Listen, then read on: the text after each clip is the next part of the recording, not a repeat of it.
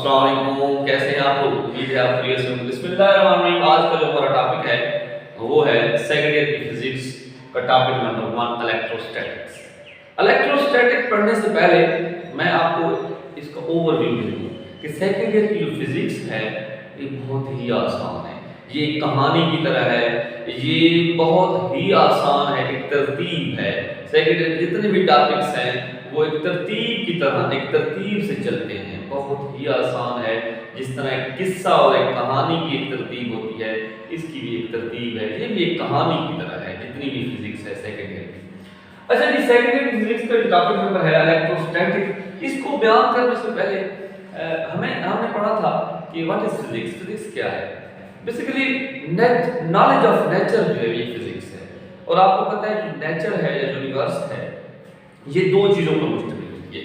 एक तो ये मुश्तमिल होती है रेडिएशन पर और दूसरा ये मुश्तमिल होती है मटेरियल पार्टिकल पर। रेडिएशन, इस यूनिवर्स में रेडिएशन जो है वो ज्यादातर रेडिएशन, मोस्टली रेडिएशन सूरज से आ रही है, ठीक है जी। और उसके अलावा अगर हम इर्द गिर्द देखें तो हम मटेरियल चीजों को देखेंगे। आप दरख्त देख रहे हैं, चिरिंद परिंद देख रहे हैं, जितनी भी आसपास आप चीजें देख रहे हैं ये सारी तकरीबन मटेरियल से बनी हुई है। दो चीजों से ये यूनिवर्स बनी है, एक रेडिएशन से, दूसरा मटेरियल से। अच्छा, जो रेडिएशन है, जो शुआएं हैं, ये इनके पास क्या चीज होती है?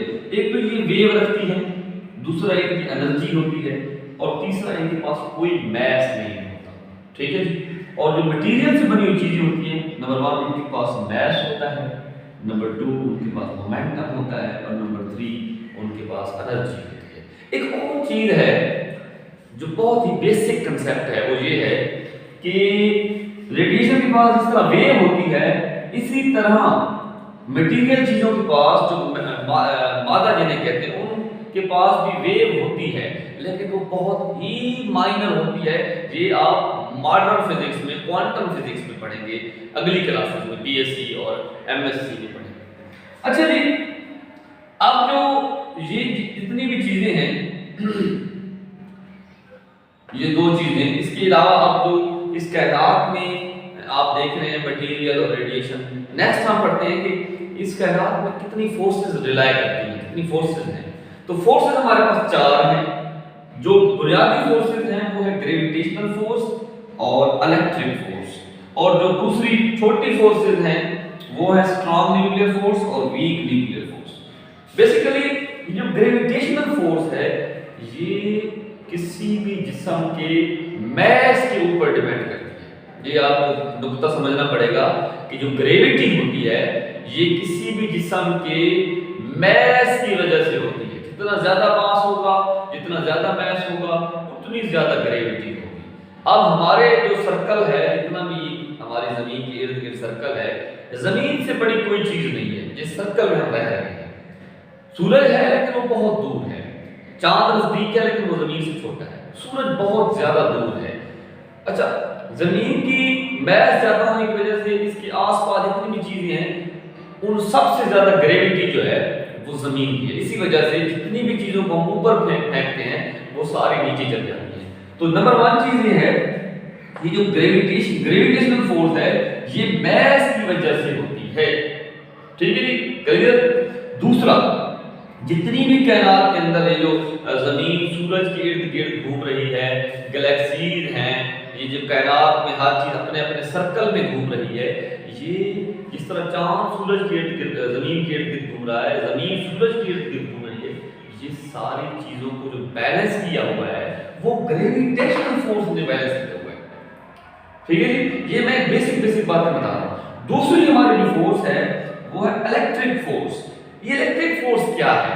इलेक्ट्रिक फोर्स जो है ये बेसिकली वो फोर्स है, ये मजीद हम इसका पहले इलेक्ट्रिक फोर्स पढ़ने से पहले हमें पता होना चाहिए कि चार्ज क्या है, ठीक है। दूसरा, इलेक्ट्रिक फोर्स इंतहाई स्ट्रांग फोर्स है, ये ग्रेविटेशनल फोर्स से मच स्ट्रांगर है, ये बहुत ज्यादा स्ट्रांग फोर्स है एज कंपेयर टू ग्रेविटी। ये मैं नेक्स्ट अभी आपको बताता हूं। दूसरा, ये जो स्ट्रांग न्यूक्लियर फोर्स है और वीक न्यूक्लियर फोर्स, ये माइनर छोटी फोर्सेस हैं और ये न्यूक्लियस के अंदर पाई जाती हैं, न्यूक्लियस के भी अंदर होती हैं। इट मीन ये दो बड़ी फोर्सेस है, ग्रेविटेशनल और इलेक्ट्रिक फोर्स, ये तो है मेजर फोर्सेस कायनात, और दो ये छोटी फोर्सेस हैं, स्ट्रॉन्ग और वीक न्यूक्लियर फोर्सेस, ये बेसिकली न्यूक्लियस के अंदर पाई जाती हैं। इन चार फोर्सेस का मैंने आपको थोड़ा सा ओवरव्यू दिया ताकि आप एक तरतीब के साथ इस फिजिक्स को पढ़ें। मैं चाहता हूं कि आप फिजिक्स की मैथ भी पढ़ें, लेकिन फिजिक्स की असल जो फिजिक्स है वो भी आपको पता होनी चाहिए। अच्छा जी, हमारा टॉपिक है इलेक्ट्रोस्टैटिक। इलेक्ट्रोस्टैटिक में बुनियादी चीज है चार्ज। तो चार्ज का मैं आपको थोड़ा सा ओवरव्यू दे दूं कि चार्ज क्या है। बेसिकली चार्ज होता है, ग्रीक लैंग्वेज में इसे इलेक्ट्रा कहते हैं, और ये इलेक्ट्रा को स्पार्क कहते हैं, स्पार्क चमक को कहते हैं।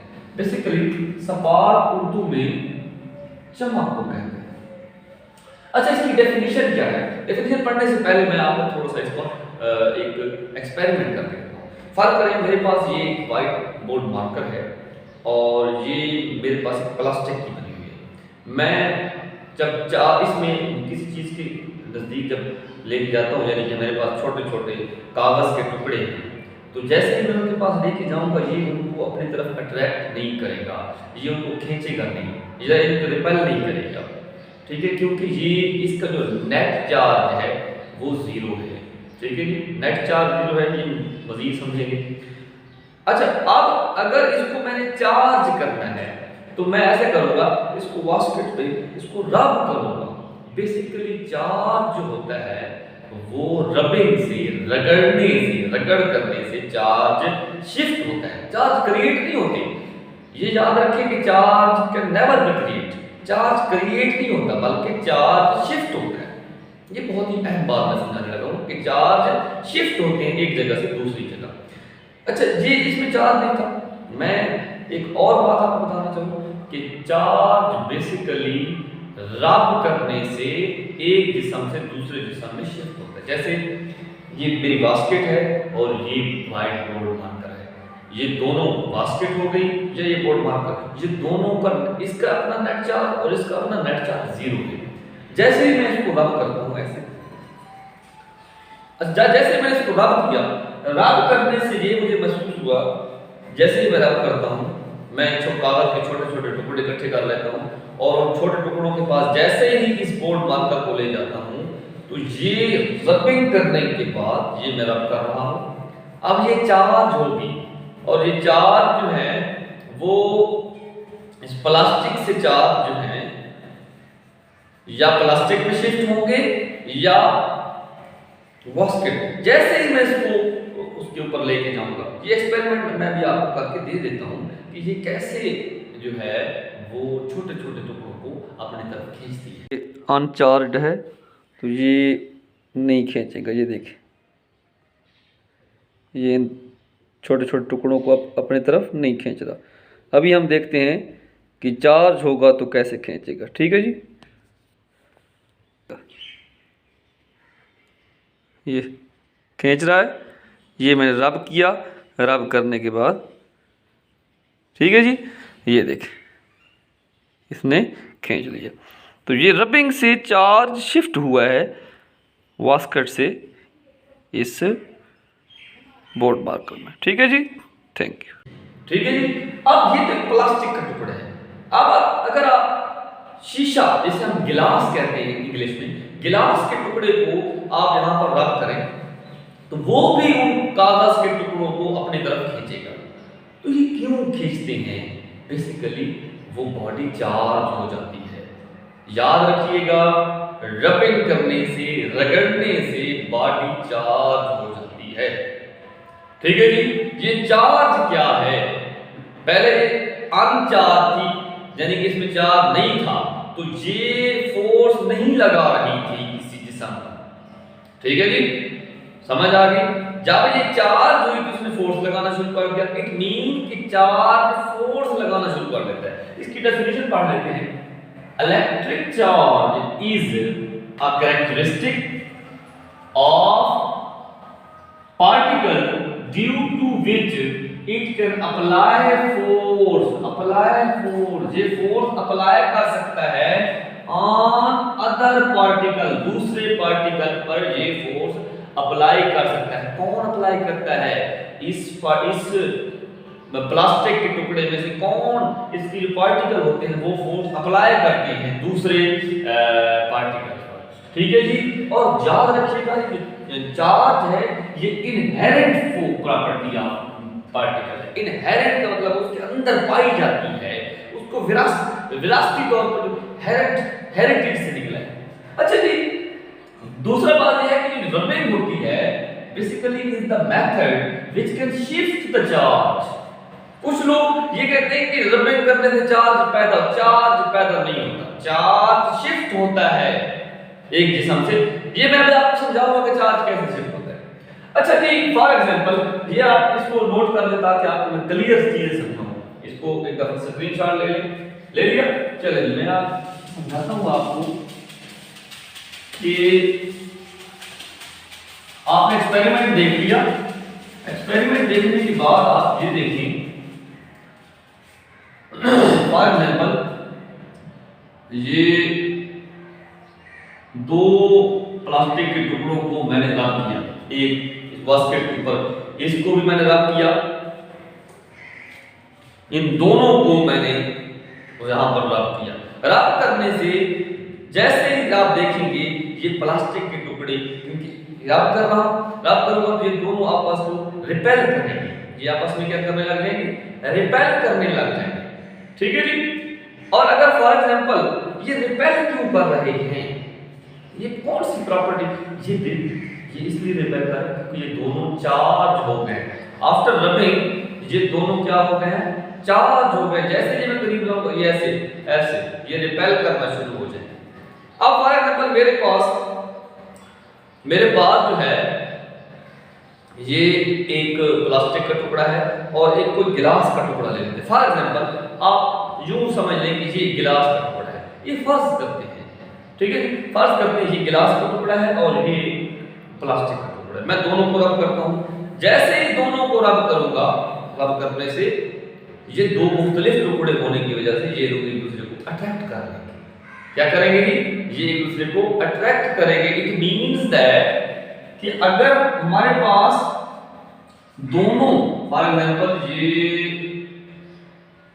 एक प्लास्टिक का टुकड़ा है और ये भी प्लास्टिक है, प्लास्टिक, तो ये एक दूसरे को क्या करेंगे, ये इसको इधर धकेलेगा, ये इसको इधर धकेलेगा। अगर दोनों में प्लास्टिक होंगे, फॉर एग्जांपल अगर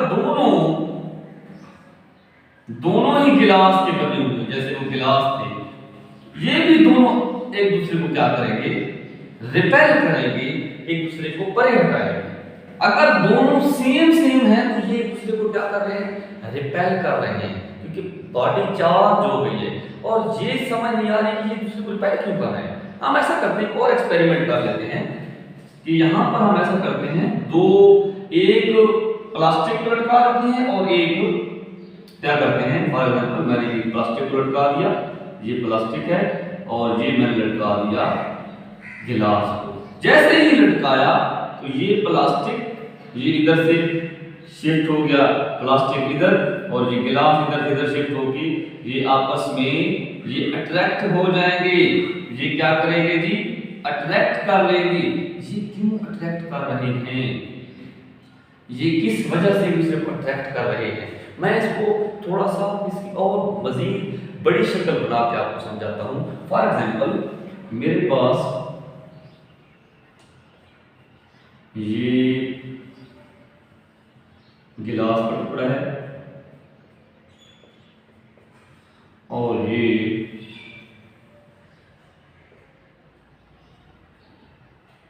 प्लास्टिक का टुकड़ा है। अभी हमने देखा कि दोनों एक दूसरे क्या कर रहे थे, अट्रैक्ट कर रहे थे। याद रखिएगा, फॉर एग्जांपल याद रखिएगा, ये प्लास्टिक का टुकड़ा है, मैंने जब रब किया तो इसमें से जो इलेक्ट्रॉन थे, बास्केट में इलेक्ट्रॉन जो थे, जैसे ही इस प्लास्टिक में शिफ्ट हुए, अगर 10 इलेक्ट्रॉन शिफ्ट हुए, अगर इस पर 10 इलेक्ट्रॉन चार्ज है, 10 नेगेटिव चार्ज है, तो इस पर 10 पॉजिटिव चार्ज होगा। इट मीन इक्वल चार्ज होगा। ये नहीं है कि इस पे 2 नेगेटिव होंगे तो उस पे 2, जैसे मैंने आपको समझाया है, इस पे 4 नेगेटिव इलेक्ट्रॉन हैं, ठीक है जी, तो इस पे चार्ज, जिसको हम नेगेटिव चार्ज कहते हैं, इसको पॉजिटिव चार्ज कहते हैं, ये बराबर बराबर क्वांटिटी में होंगे। ऐसा नहीं होगा कि एक पे रब करने वाली बॉडी में एक पे 10 आ गया और दूसरी जो रब जिस पे रब किया था उस पे जो है वो 7 हो गया। ऐसा बिल्कुल भी नहीं होगा, ऐसा कभी होता भी नहीं है। इक्वल चार्ज अपोजिट लेकिन इक्वल चार्ज शिफ्ट होते हैं। अच्छा जी, जैसे ही इन बॉडीज को हमने इकट्ठा किया, इकट्ठा करने, ये याद रखिएगा दोनों क्या है, ये दोनों बॉडी चार्ज हैं, दोनों बॉडी क्या है आपस में ये चार्ज हैं। जैसे ही हमने इनको आपस में करीब लाया, मैंने इनको आपस में क्या किया जी, करीब लाया, ये गिलास है और ये गिलास के करीब लाया, तो यहां पर ना करीब लाने से एक स्पार्क पैदा हुआ। ये स्पार्क जिसे आप चमक कहते हैं उर्दू में, वो पैदा हुई। जैसे ही चमक पैदा हुई, ये दोनों जो है वो डिस्चार्ज हो गए। क्या हो गए जी, डिस्चार्ज हो गए, दोनों डिस्चार्ज हो गए। अब इनमें चार्ज नहीं रहा, इनका चार्ज किस में शिफ्ट हो गया है, स्पार्क में शिफ्ट हो गया है, इसे कहते हैं डिस्चार्ज। अब आप समझ लें ये डिस्चार्ज जो है, ये चमक पैदा हुई है, इसकी कोई मिसाल है, बिल्कुल है। पुराने दौर में जो लोग थे वो ये सोचते थे कि ये आसमान पर जो लाइटनिंग होती है, आसमानी बिजली जो है, इन क्लाउड, ये देखिए मैंने बनाया हुआ भी है कि ये चार्ज है और डिस्चार्ज, स्पार्क पैदा हुआ, और इस स्पार्क जो है, क्लाउड जो है, वहां पर जब बादल आपस में टकराते हैं, चार्ज बादल, डिस्चार्ज चार्ज बादल आपस में टकराते हैं, तो वो स्पार्क पैदा होता है, और वो इतना हैवी स्पार्क होता है कि हजारों किलोमीटर दूर होने की वजह से भी हम उसको इजीली देख सकते हैं और नुकसान भी पहुंचाता है। और एक तखमीना लगाया गया है कि हर साल दुनिया में 2000 लोग इस लाइटनिंग की वजह से फौत होते हैं। तो इतना सख्त किस्म का इसका स्पार्क है। तो ये डिस्चार्ज की जो मिसाल है वो बेसिकली लाइटनिंग है, आसमानी बिजली है। तो आपको समझ आ गई, ये जो स्पार्क पैदा हुआ, अब ये जो दो बॉडीज हैं, स्पार्क के बाद ये दोनों क्या होंगी, ये डिस्चार्ज हो जाएंगी। अब इनमें चार्ज नहीं होगा, इसे कहते हैं जी डिस्चार्ज। यहां तक आपको समझ आ गई, ये है जी चार्ज के हवाले से पढ़ रहे हैं। क्लियर हो गया जी? अच्छा जी, बेसिकली अब ये डिस्चार्ज, ये हमें बताया किसने, ये हमें किसने बताया कि आसमानी बिजली जो है वो डिस्चार्ज की एक एग्जांपल है।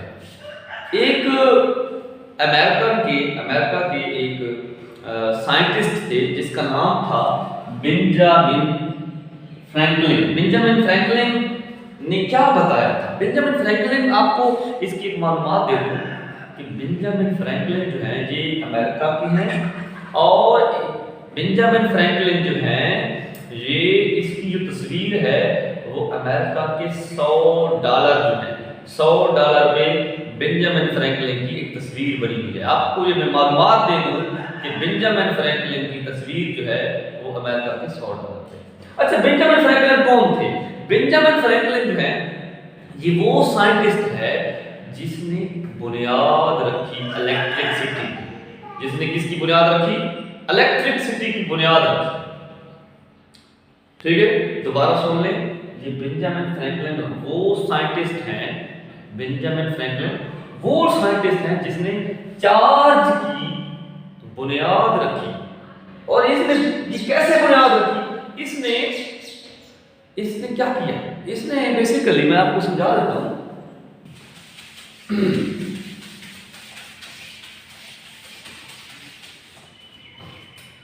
इसने जो है, फॉर एग्जाम्पल यहां पर बादल है, ठीक है जी, ये बेंजामिन खड़े हैं। बेंजामिन फ्रैंकलिन ने यहां से बादलों में जो है वो क्या भेजा? काइट भेजा। काइट, इसके एक्सपेरिमेंट को, जो चार्ज को पैदा करने वाला एक्सपेरिमेंट था, उसे कहते हैं काइट एक्सपेरिमेंट।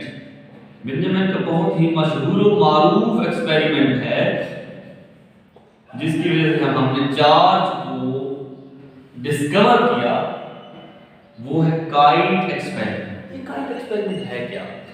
बेंजामिन ने ये जानने की कोशिश की कि आखिर ये जो नीचे स्पार्क पैदा होते हैं दो चार बॉडीज को इकट्ठा करने से, क्या ऐसा ये जो आसमानी बिजली होती है क्या वाकई ये बिल्कुल सेम चीज़ें हैं? उसने ऐसा किया कि उसने बेंजामिन फ्रैंकलिन ने अपना काइट जो है वो बहुत ही कोशिश के बाद उसने अपना काइट आसमानों की बुलंदियों में पहुंचा दिया।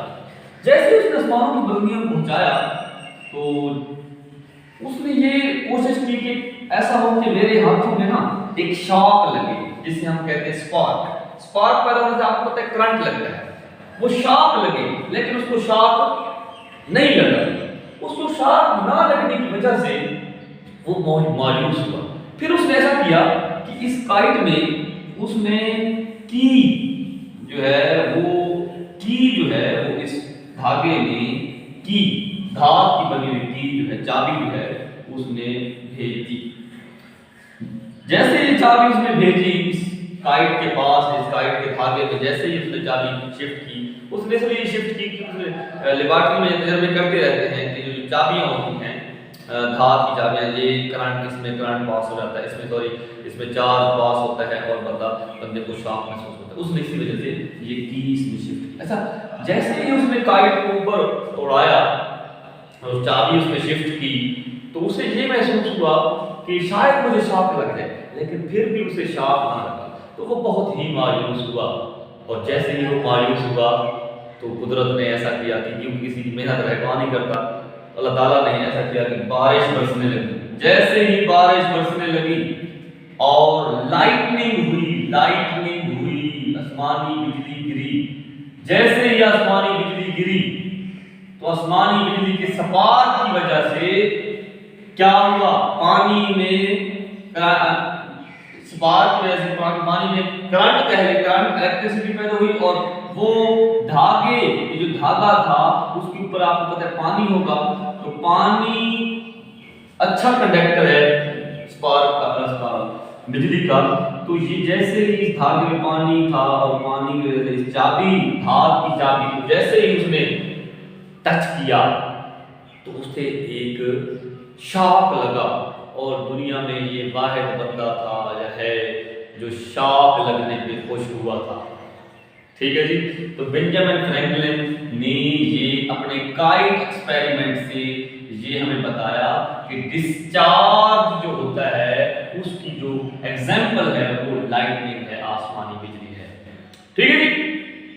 अच्छा जी, ये एक्सपेरिमेंट आपको समझ आई। नेक्स्ट हम देखते हैं, ये बहुत ही बेहतरीन किस्म का एक्सपेरिमेंट है। मैं इसमें आपको टच दे रहा हूँ ये, क्योंकि ये बुनियादी बातें मैं आपको बताना चाहता हूँ। अच्छा, बेंजामिन फ्रैंकलिन के बाद, इस एक्सपेरिमेंट के बाद बेंजामिन ने ये सोचा, उसने कन्वेंशनली तौर पे उसने कहा कि हम जो है ना गिलास के रॉड को बार बार उसने एक सीरीज बनाई और प्लास्टिक जो था उसको भी रब करता रहा, गिलास को भी रब करता रहा। तो गिलास को उसने कन्वेंशनली कहा कि जो गिलास है वो किसी भी चीज पे रब करते हैं तो उस पे पॉजिटिव चार्ज आएगा और प्लास्टिक पे नेगेटिव चार्ज आएगा। ये उसने अपने एक्सपेरिमेंट में क्या किया बताया। और ये किसने नाम रखे पॉजिटिव और नेगेटिव? ये नाम रखे बेंजामिन फ्रैंकलिन। याद रखें, बेंजामिन फ्रैंकलिन ने ये पहला बंदा है जिसने इन चार्ज के नाम रखे, पॉजिटिव चार्ज, नेगेटिव चार्ज, क्योंकि इन नाम रखने से ही आगे अब जो गिलास के बने हुए थे फॉर एग्जांपल, तो मैं अब टॉपिक की तरफ आते हैं, तो वो कहता है जो एक जैसे चार्ज होते हैं, सेम चार्जेस, सेम को आप लिख सकते हैं या लाइक चार्जेस,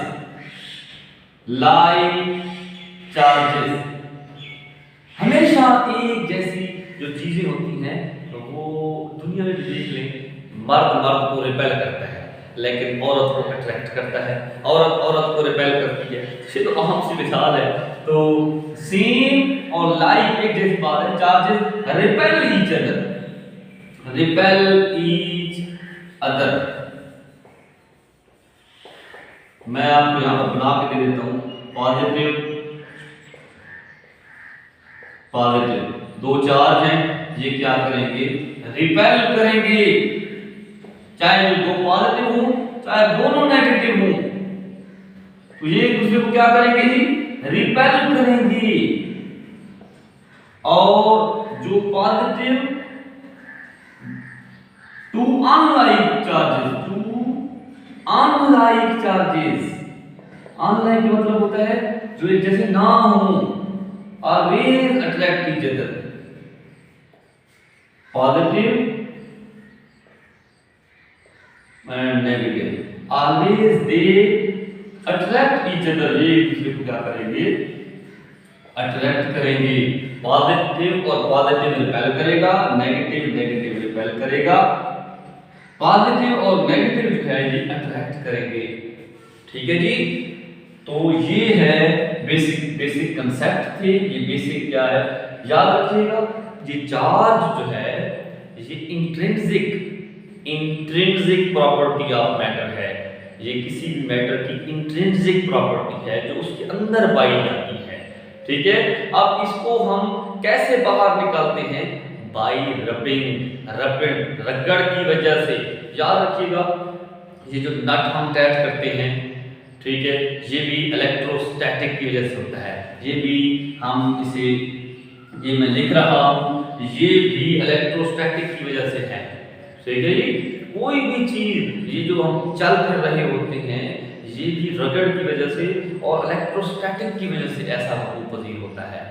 सही है ना, ये जितनी भी कायनात है, ये कायनात के ऊपर जो चीजें घूम फिर रही हैं अपने अपने दायरों में, वो ग्रेविटेशनल फोर्स है। लेकिन ये चीजें जो अपने रगड़ की वजह से, जैसे ये मकान है और अपनी जगह पे खड़ा है, ये रगड़ की वजह से बैलेंस में है, तो ये इलेक्ट्रोस्टैटिक फोर्स और चार्ज की जो इलेक्ट्रोस्टैटिक फोर्स की वजह से ये बड़ी है। तो ये व्हाइट बोर्ड यहाँ पर खड़ा है, यहाँ पर जो कील लगे हुए हैं, तो उनकी फोर्स जो है इलेक्ट्रोस्टैटिक फोर्स, वो जमीन की ग्रेविटेशनल फोर्स से ज्यादा है। ठीक है जी, तो क्योंकि मैंने आपको पहले ही बताया था कि जो इलेक्ट्रिक फोर्स जो है वो ग्रेविटेशनल फोर्स से मच स्ट्रॉन्गर है। ठीक है, ये आपको मजीद आगे हम एक्सप्लेन करके देंगे। दोबारा लास्ट पे दोबारा आप इसका खुलासा सुन लें, चार्ज को पैदा नहीं किया जाता बल्कि चार्ज को शिफ्ट किया जाता है एक पार्टी से दूसरी पार्टी। ठीक है, और इस चैप्टर में आप जितना भी लेक्चर पढ़ेंगे आगे इलेक्ट्रोस्टैटिक के चैप्टर में आप चार्ज को एट रेस्ट पढ़ेंगे, रेस्ट रुके हुए चार्ज को पढ़ेंगे। और चार्ज दोबारा सुने, चार्ज है क्या, चार्ज वो प्रॉपर्टी है विच कैन अप्लाई फोर्स। जैसे ये अनचार्ज था, तो इस जैसे ही हमने इसको रख दिया तो ये उस चीज को अपनी तरफ खींचने लग गया। ठीक है जी, उम्मीद है आपको इस एक्सपेरिमेंट की समझ आई होगी और आपको ये भी समझ आई होगी कि ये अंकल बेंजामिन फ्रैंकलिन जो हैं ये बेसिकली ये बुनियाद डालने वाले हैं चार्ज की। और इसका काइट एक्सपेरिमेंट आप इसके बारे में मजीद अगर जानना चाहते हैं यूट्यूब से सर्च कर लें, गूगल से सर्च कर लें कि काइट एक्सपेरिमेंट क्या है, और ये $100 जो अमेरिका का है उसके ऊपर भी इसकी तस्वीर। तो वो लोग इसीलिए तरक्की याफ्ता है क्योंकि वो अपने जो उनके प्यारे कह लें, जो उनके अपने एक आबाओ अजदाद हैं जिन्होंने उनको तरक्की दिलवाई, वो उनको नहीं भूलते। हम लोग भूल जाते हैं जो हमारी पसपाई और हमारी शिकस्त की वजह होता है। उम्मीद है आपको इस लेक्चर की कंप्लीट समझ आई होगी। दोबारा जाते जाते हुए दोबारा बता दूं कि बेंजामिन ने गिलास को पॉजिटिव चार्ज कन्वेंशनली कहा कि ये पॉजिटिव चार्ज रखता है और प्लास्टिक जो है ये नेगेटिव चार्ज रखता है। ये उसने कन्वेंशनली इनके नाम दे दिए। ठीक है जी, उम्मीद है आपको इस लेक्चर की कंप्लीट समझ आई होगी। चलिए जी, मेहरबानी, थैंक यू।